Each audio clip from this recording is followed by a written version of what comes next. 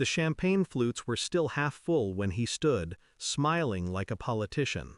My sister's husband, now officially her husband, raised his glass and declared, "To honesty, to family." The crowd erupted, applause, cheers, even tears. But I didn't clap.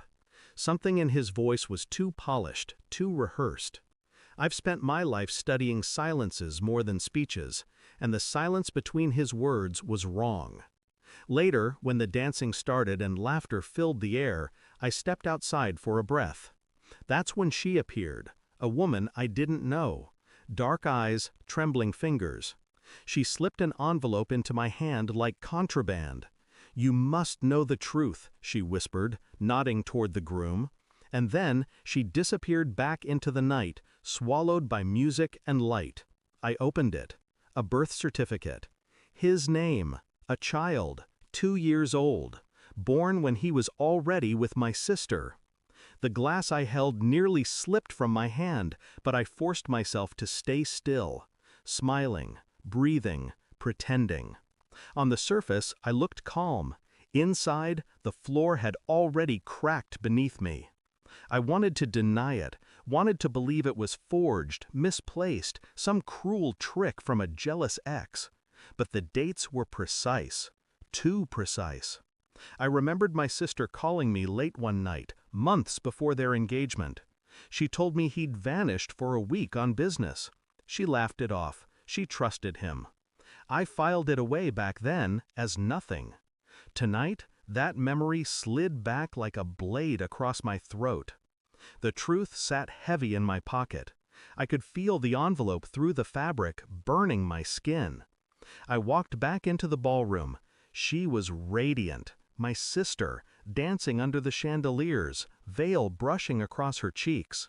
She looked happy, whole. And he, her husband, stood beside her, his arm locked around her waist, smiling the kind of smile men wear when they've already won. But I knew something he didn't. I knew his victory was borrowed. And borrowed victories always come with a debt. I didn't confront him that night, not yet. Instead, I watched, collected, counted the cracks in his performance. The way he checked his phone too often. The way he disappeared into the hallway when no one noticed.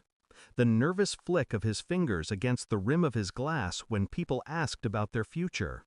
Over the next week, I made calls, traced names, dug into records that weren't meant to be touched.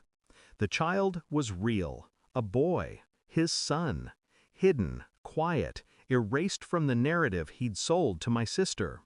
There were payments, money sent to the mother every month, a secret account, clean, efficient, like a man paying off a debt he never wanted mentioned.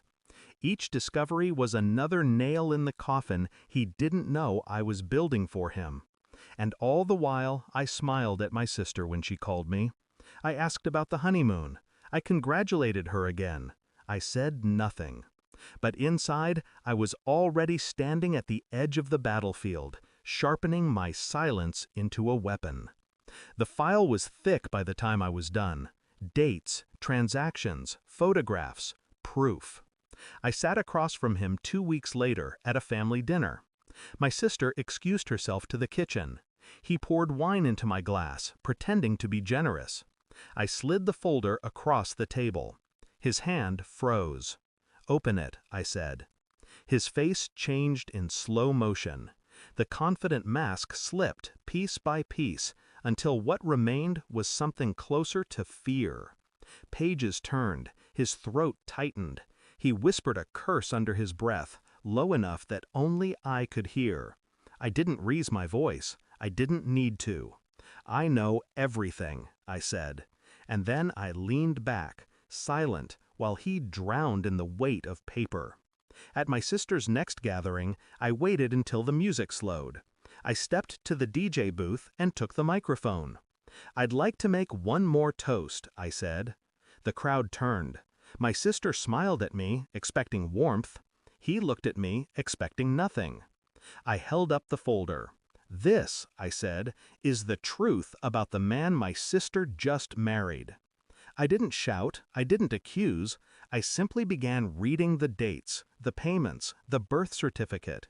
Every word cut deeper because of how calm I was. My sister's smile collapsed first. Then the room followed. Laughter replaced by silence, silence replaced by gasps. He tried to speak, but his voice fractured against the air.